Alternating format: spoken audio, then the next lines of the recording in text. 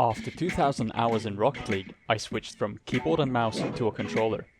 This was 1 month ago already, and doing so effectively made my rank icon look brown and sad. But not for long. Within the first 10 days, I finished the placement games to get ranked in Diamond 1 across all game modes. In fact, I have come up with a 5-stage plan that will help me return to the skill I was before and even push past it to eventually reach Grand Champ. I am currently on the border of Stage 1 and Stage 2. I'm getting a little more confident with basic car control, so I've begun slowly learning some mechanics, which will hopefully make the grind easier. If I could reach Diamond 2 with the mechanical ability of an 80-year-old gold player on a Nintendo 64, surely if I learn to get consistent with at least one offensive mechanic, I should be able to push into Champ. If you would like more context, check out the playlist documenting my journey from KBM to controller since day 1.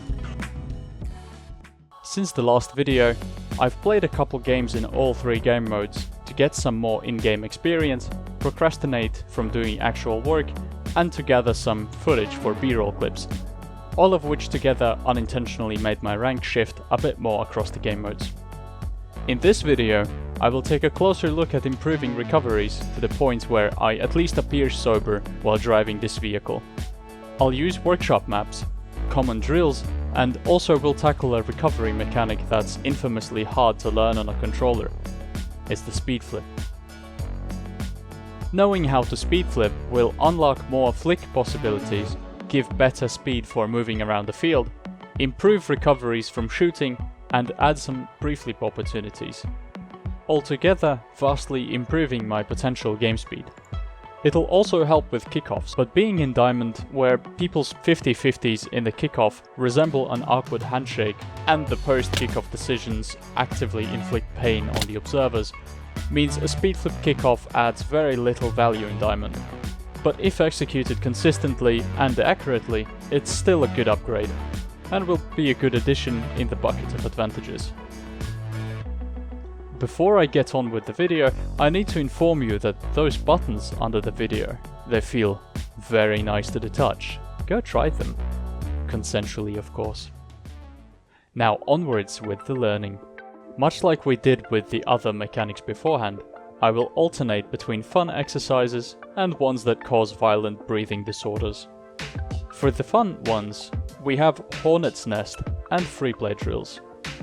And then there is the musty speed flip kickoff test and the Buckis mod recovery plugin. My favorite part about the Hornet's Nest map is that it has nothing to do with actual hornets. The map is quite easy by default, so I'm trying to avoid simply driving back and forth to dodge the obstacles. Instead, I will try to pre-flip onto the walls and recover on the ceiling as much as possible to make it intentionally harder for myself. That way, I will hopefully start getting used to dodge angle control and flip cancels on a controller. I'm spending 15 minutes in the map, and the time seems to be passing quickly due to how fun it is. Had a few satisfying recovery sequences and got up to level 7, at which point the 15 minutes had passed, never to return. Next up, some important drills in freeplay. And the first one is recovering on the ceiling. I will also get to practice my fast aerials while doing so, and I'll just play around with the flip I get from the ceiling for now. Use it to recover to the walls or whatever. Recovering from and into the nets from a variety of angles is the second one. This is great for both getting back from the offense quickly and to line yourself up for defense. Number 3 is flipping onto the wall. This particular drill is not only great for recoveries, but also trains the lineup for a Doomsday Dish shot.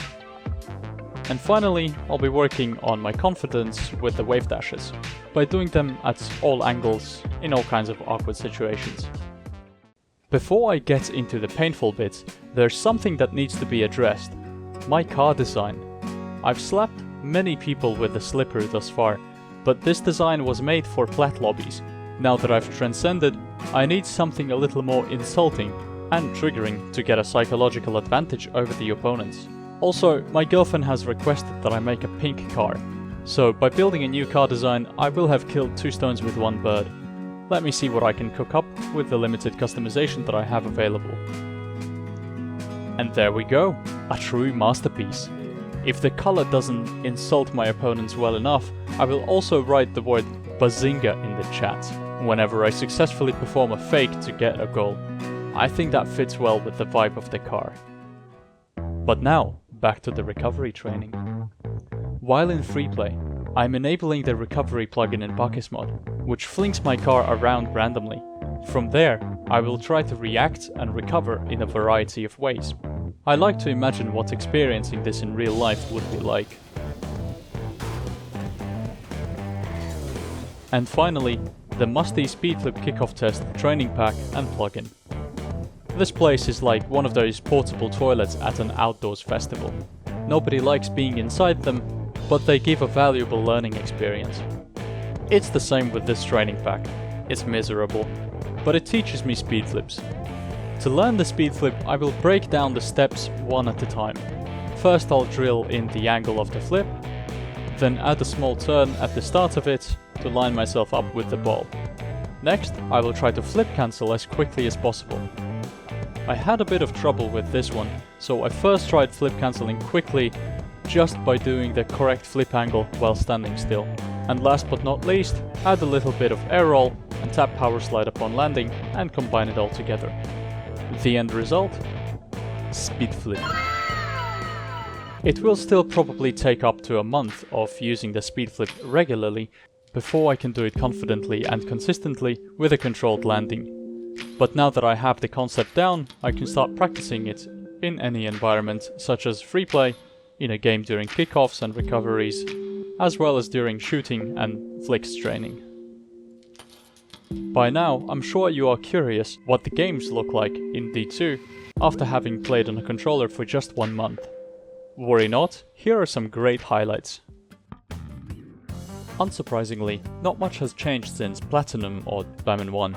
People seem to be playing a bit faster, but they make every single one of the mistakes I mentioned in the How to Get Out of Plat video.